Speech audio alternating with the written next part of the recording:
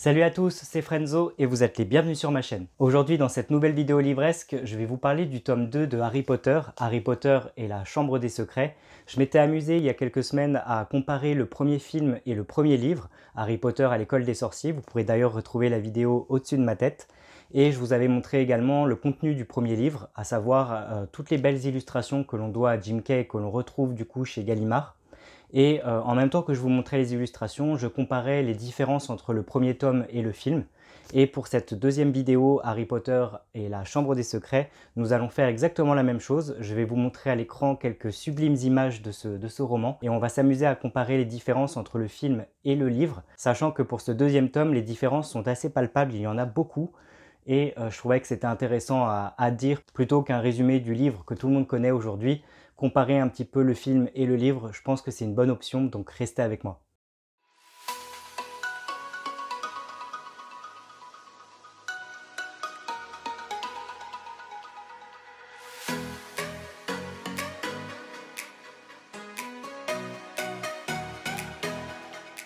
Avant de commencer cette chronique livresque sur Harry Potter et la Chambre des Secrets, je voulais vous signaler que mon premier roman, Dans l'ombre des jasmins, est disponible depuis le 15 juin 2022.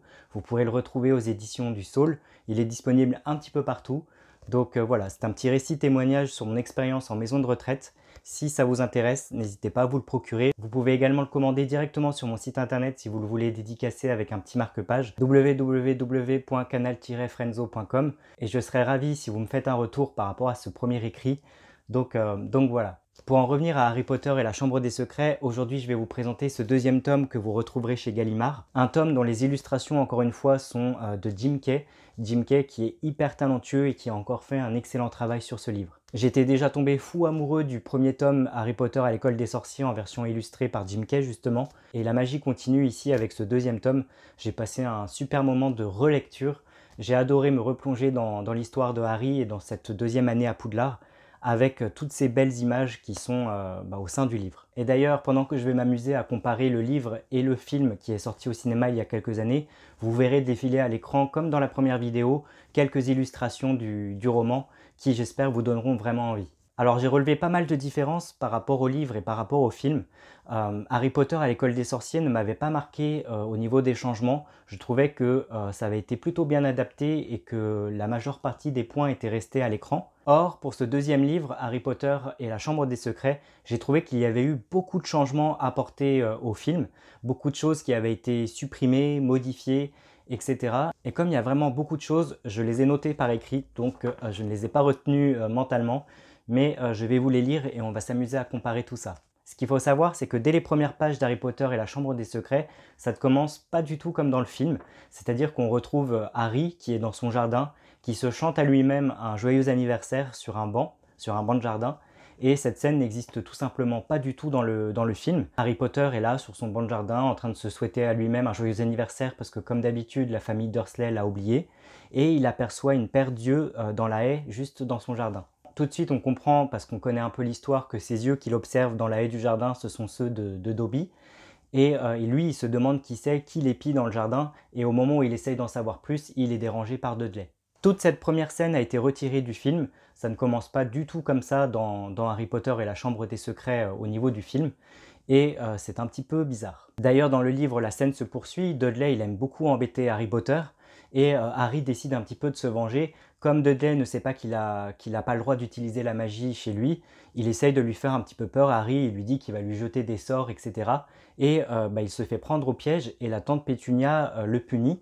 Donc il se retrouve avec une punition de corvée à faire pendant un long moment, nettoyer les vitres, passer le ménage, etc. Et vraiment, toutes ces scènes de début ont été coupées du film. Le film ne commence pas du tout comme ça et c'est vraiment marrant de voir la comparaison entre les deux. Parce que je vous le rappelle, dans le film, la famille Dursley s'apprête à recevoir des collègues de travail de l'oncle Vernon, une femme et son mari qui sont sur le point de signer un contrat avec Vernon.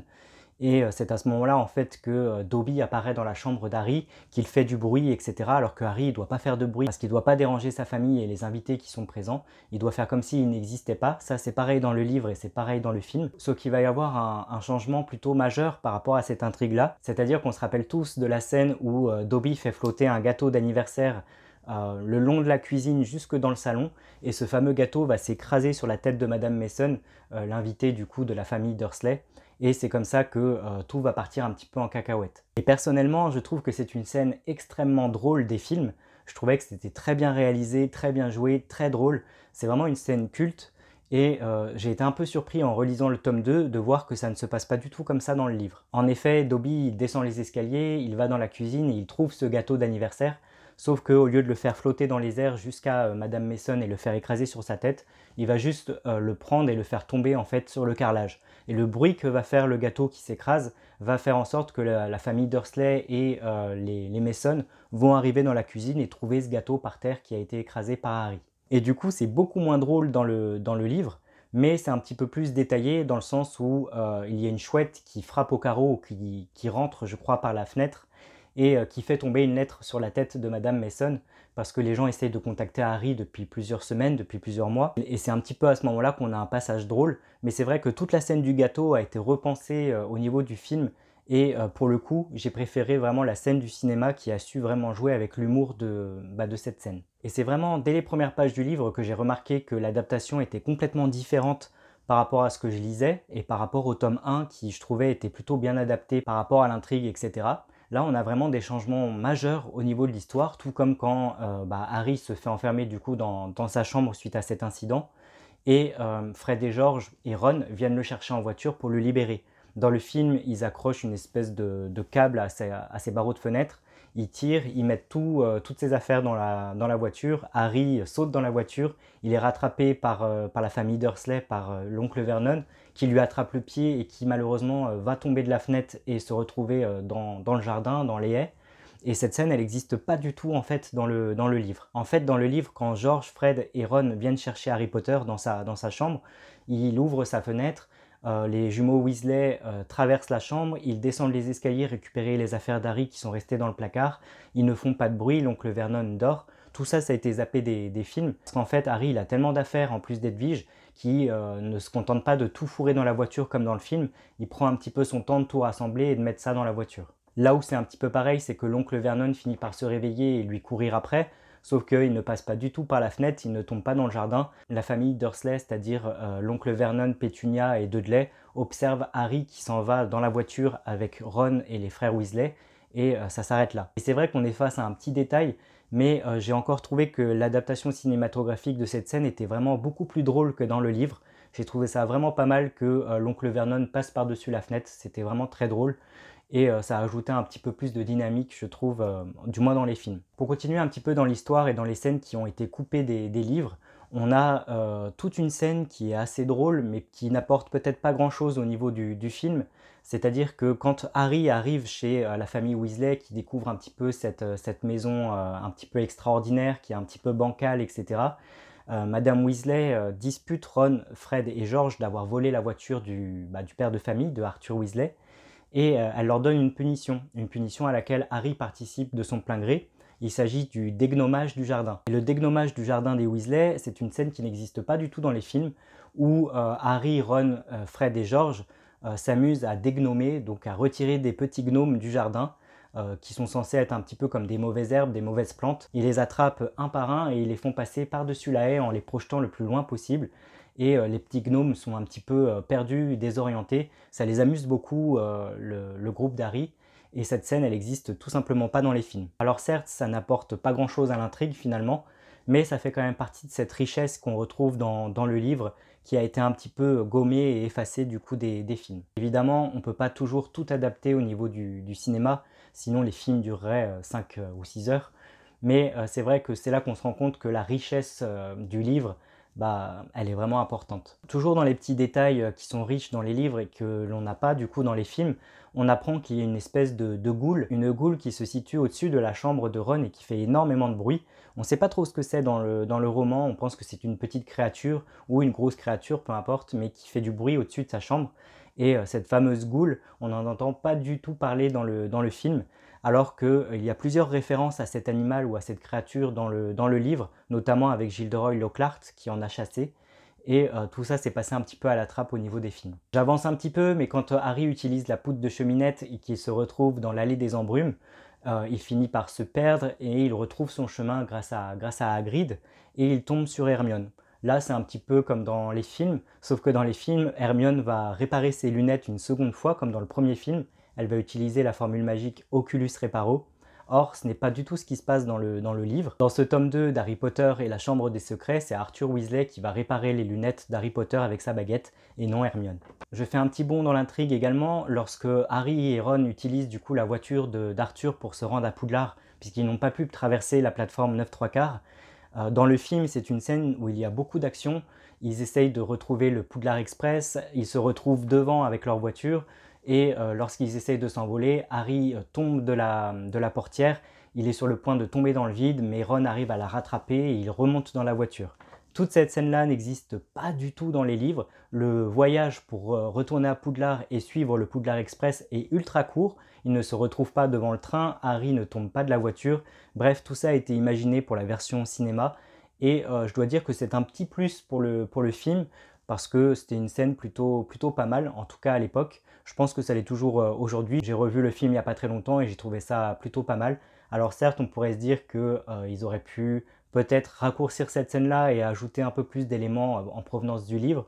Mais malgré tout, j'ai trouvé que ça apportait son petit lot d'action et que c'était vraiment pas mal.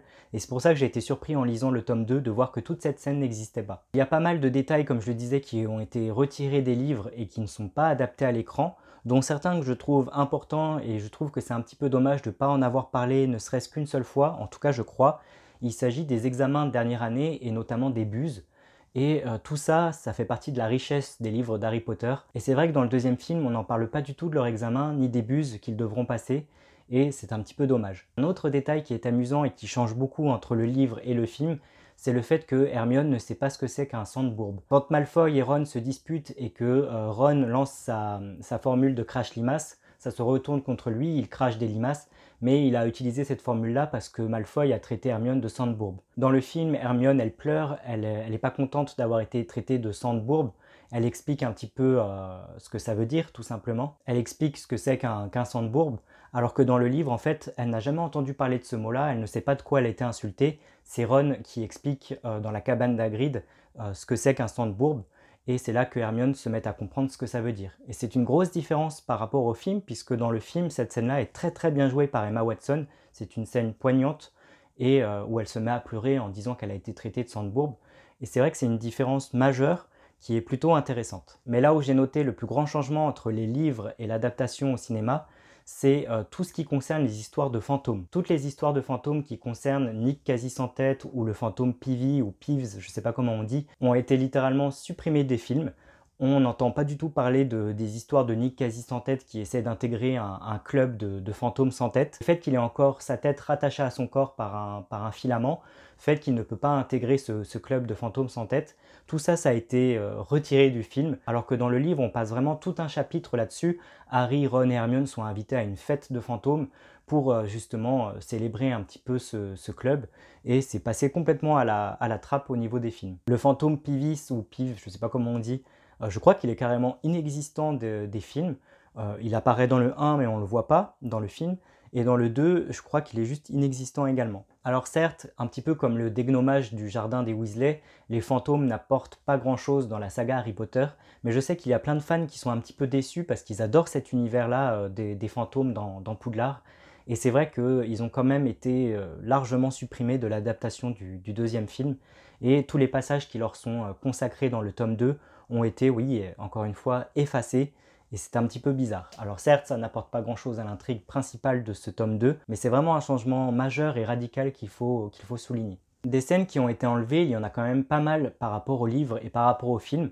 Le film a pris quand même des décisions importantes au niveau des plans de coupe, et il y en a une aussi qui m'a un petit peu marqué au moment de ma lecture, c'est tout le passage qui concerne Mystaigne et Rusard, où on en apprend que Rusard est un crackmol. Un crackmol, c'est un enfant qui est né de deux parents sorciers, mais qui n'a aucun pouvoir. C'est un petit peu le contraire des moldus, sauf que les crackmols, si je dis pas de bêtises, on n'entend vraiment pas du tout parler dans les films, en tout cas dans le deuxième film qui a été adapté au cinéma, La Chambre des Secrets. Cette scène-là a été coupée du film. cette scène où Rusar explique qu'il est un crack-molle, qu'il en veut un petit peu à Harry parce que Harry a un petit peu deviné son passif. Je crois que Rusar écrit un magazine parce qu'il veut des renseignements, il veut essayer d'apprendre la magie, des potions, etc. Il essaye d'avoir des pouvoirs. Et tout ça, ça a été zappé du film. Et c'est un élément plutôt important à souligner. Et pour revenir un petit peu sur ce que je disais par rapport aux fantômes qui ont vraiment été retirés de ce deuxième film, il n'y a pas que Nick Quasi-Sans-Tête ou Pivis qui ont été un petit peu supprimés. Il y a aussi un professeur, comment il s'appelle déjà? Le professeur Beans, qui est un professeur d'histoire de la magie. C'est un professeur qui est un fantôme, qui est un petit peu las de répéter la même chose depuis plusieurs années à ses élèves. Il ne fait pas vraiment attention à eux et il déblate un petit peu ses cours comme un mort-vivant. Et ce fantôme-là, le professeur Beans, c'est lui qui va dire à Hermione ce qu'est la chambre des secrets quand elle va s'interroger et qu'elle va lever la main pour poser des questions concernant cette chambre des secrets. Dans le film, elle le fait auprès du professeur McGonagall qui va prendre un petit temps de parole pour expliquer ce qu'est la chambre des secrets, ce qu'elle contient et tout le passif par rapport à Salazar Serpentard, etc., l'héritier de Serpentard également. Bref, toutes les explications concernant cette chambre des secrets. Dans le film, c'est le professeur McGonagall qui explique tout ça à Hermione et à toute la classe.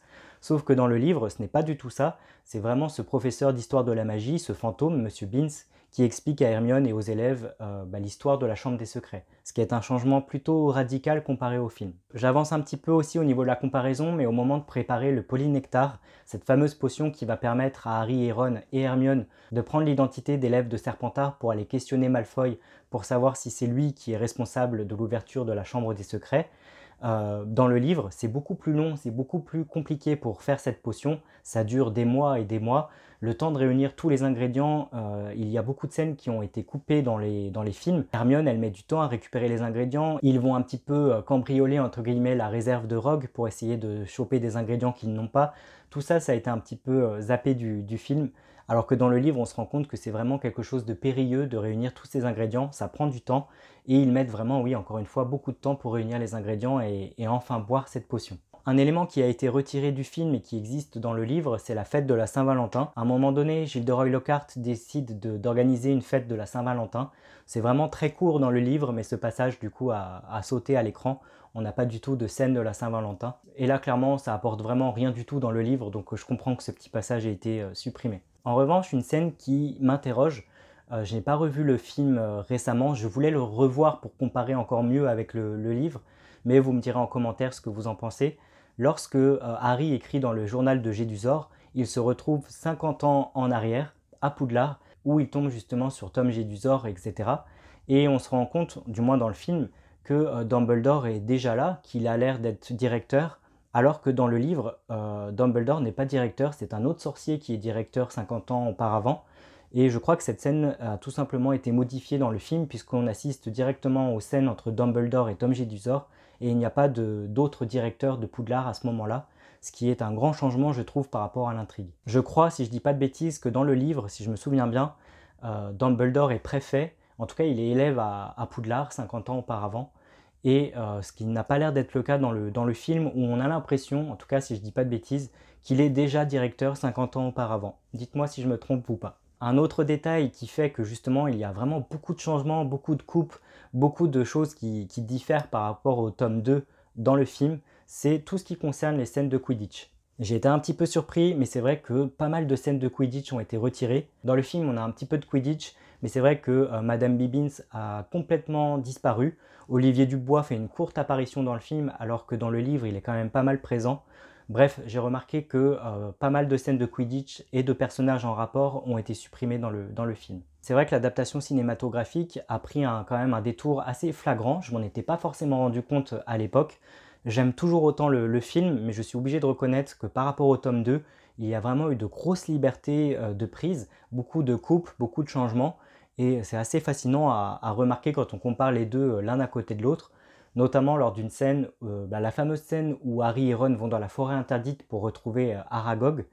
Enfin, ils ne savent pas qui est Aragog, mais ils vont tomber dessus en même temps que la voiture de Ron. Toute cette scène est complètement différente du film par rapport au livre. Et c'est vrai qu'ils ont fait quelque chose tourné vraiment vers l'action dans le film, où on a vraiment les araignées qui attaquent plusieurs fois Harry et Ron, elles courent après la voiture, etc. Et c'est beaucoup moins dans l'action, en tout cas dans le livre, ça dure beaucoup moins longtemps, c'est assez express dans le bouquin. Alors c'est un petit plus que je rajoute là encore une fois pour le film, qui a su vraiment faire une jolie mise en scène par rapport aux araignées et à Aragog, dans une scène d'action qui est un petit peu à couper le souffle et qui est vraiment très belle, en tout cas au niveau de la photographie. Et c'est vrai que c'est une liberté qui a été prise, mais dans le bon sens, je trouve, par rapport à ça. Pour en finir un petit peu par rapport au point de comparaison, par rapport au livre et par rapport au film, il y a un détail qui est un petit peu important, c'est tout ce qui concerne la scène du basilic, ce fameux serpent qui est sous les égouts, qui est sous Poudlard et qui est responsable un petit peu de toutes les agressions des élèves de Poudlard. Dans le livre, on a Hagrid qui est un petit peu mécontent parce que tous les coqs qu'il a ont été tués. Hagrid possède des coqs qui sont morts, ils ont été étranglés. On comprend pas trop pourquoi, surtout que dans le film on n'en fait pas allusion. Et on comprend que pour le basilic, le coq représente un danger de mort. Un simple chant du coq peut tuer le basilic. Cette explication n'est pas du tout donnée dans le film. Et dans le livre, il y a un passage plutôt gore où on apprend que Ginny a tué les coqs de Hagrid quand elle était possédée du coup par l'esprit de Tom Jedusor. Elle a tué les coqs d'Hagrid, et ça c'est une scène qui a été retirée des films. Alors peut-être que c'était un petit peu trop gore et que les scénaristes ont estimé que c'était pas nécessaire à l'intrigue, que le basilic se suffisait à lui-même, le fait qu'il puisse tuer d'un simple regard, etc. était peut-être déjà bien assez noir comme ça. Mais toutes ces scènes avec les coqs d'Hagrid, Ginny qui les tue, etc., toutes les explications par rapport au basilic qui meurt en écoutant le chant du coq, tout ça a été supprimé de l'intrigue. Bref, j'ai beaucoup parlé et je vais m'arrêter là en tout cas pour ce qui concerne les comparaisons livres et films. J'espère que ça vous aura plu, j'espère que vous serez tout aussi étonnés que moi, sauf si vous êtes des férus de littérature de Harry Potter et que vous connaissiez déjà tout ça et que vous saviez déjà les comparaisons assez folles qu'il y a dans ce deuxième tome et ce deuxième film du coup. C'est vrai que je me répète, mais par rapport au film La Chambre des Secrets et par rapport à ce tome 2, il y a eu vraiment beaucoup de changements majeurs, je trouve.